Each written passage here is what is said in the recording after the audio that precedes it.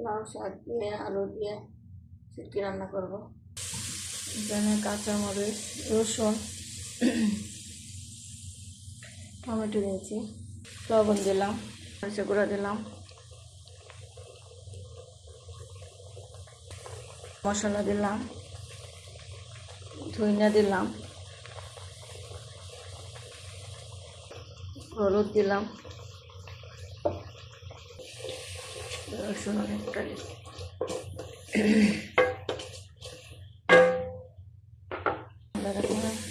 আগে ডাঁটাগুলি দিচ্ছি, ডাঁটা নিষিদ্ধ হবে, আটা পরে দিব।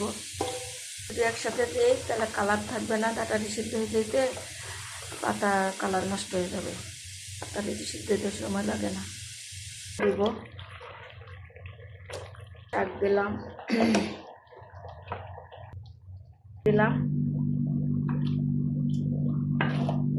দেশি দেশে শুটকি কাতলা মাছের শুটকি হয়ে গেছে।